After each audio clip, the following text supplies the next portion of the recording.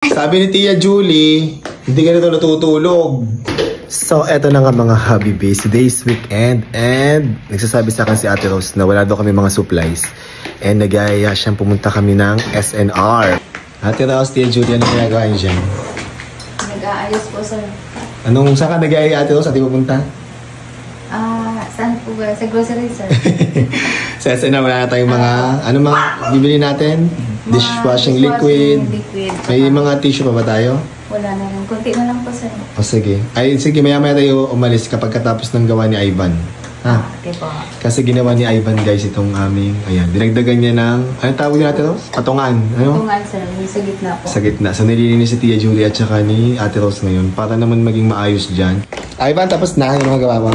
Yan, may tayo papaon kay Ivan. Yan, yung mga nasa pink na ano. Dali mo sa family mo. Mga ano yan. Chichirya, tapos may pansit canton dyan, ha? Okay po. Thank you, Ivan. Ingat. So, pumunta sana kami ng SNR pero parang tinatamad ako. Sabi ko kay Ate Rose bukas na lang. Parang mas gusto kong mag-rest at saka magluto today. Ate Rose? Ano si Ate Rose? Bibihis. Hala, parang tinatamad akong pumunta ng SNR. Ate Rose! Ate Rose! Mukhang nagbihis na sila Ate Rose tsaka si Tia Julie kasi tinatamad talaga akong pumunta at mag-drive. Wala kasi si Bob ngayon, naka-off siya ngayon, so baka bukas na kayo pumunta ng SNR. Tia Julie, nagbihis ka na ba? Ay, hindi pa po, sir. Ayaw, wag ka na magbihis. Si ate po, nagbihis na. Tia Julie, bukas na lang tayo pumunta. Ate, bukas na lang daw. Bukas na. At tinatamad ako. Tapos anong uulamin natin ngayon? Ano po? Anong meron dyan? Ito niya, sir. May pata po dyan. Ay, may pata? Parang gusto ko magpaksiw na pata. Dili, Ate Rose, ilabas mo yung pata, magpapaksiw ako. Sige po, ilabas ko na. Oo, nakakamiss ang paksiw na pata. Start na tayo magluto, Ate Rose. Yan, nire-ready na ni Ate Rose ang ating bawang sibuyas. And yung aming pressure cooker. Actually, Ate Rose, sira na ito, diba? Oo, tumatapon yung sabaw niyan, sir. Sira na to, pero nakatatlong taon din sa atin to, Ate Rose. Simula nang lumipat tayo sa bahay na to. Ang birthday niyo po, sir, niisip ko kung yan po ang irigalo ko sa inyo or yung palayok. Ay, mas gusto ko yung palayok. Yung palayok ang nabili ko. Maganda yung palayok, nagustuhan ko yun. Bibili na lang tayong bagong ganito. Kailangan natin na mas malaki. So, dumating na si Lindy. Ayan. Lindy, kumusta school? Okay lang po, sir. Tapos na exam niya? Tapos na po kanina. So, ilang subjects ang in-examan mo? 7 po. 7 subjects. Ano pinakamahirap? Yung sa sa stilo po. Stenography? Sobrang hirap? Mahirap po siya, sir. Talaga? Ay, iba, okay lang. Okay lang naman po. Di ba? Galing ni Lindy. Abangan natin ang score ni Lindy sa kanyang mga exam. Nakabahan po ako, sir. Di mo ka pa-pressure. Basta importante, nag-aaral ka, bibigay mo yung best mo. Di ba, Rose? Opo, tama po. So, nag-aaral ka, focus, concentrate, tapos bigay mo lang yung best mo. Tapos yung ipapagdasal mo na lang.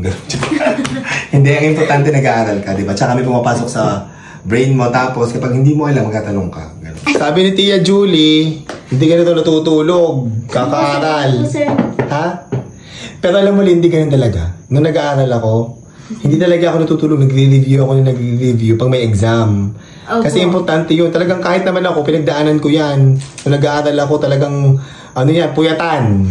Tapos magre-review ka hanggang pag komportable ka at medyo alam mo na yung mga inaral mo, yun tsaka ako natutulog. Pero part yan ng journey para mag-aral. Tapos maaga magising, sir. Maaga kang gigising kasi ganun talaga. Yan ay part ng journey ng pag-aaral. Kaya ang importante, mag-focus kayo. Ngayon ka na mahirapan para pagka-graduate mo, iba yung pakiramdam. Opo. Diba? Taste ka muna, yes.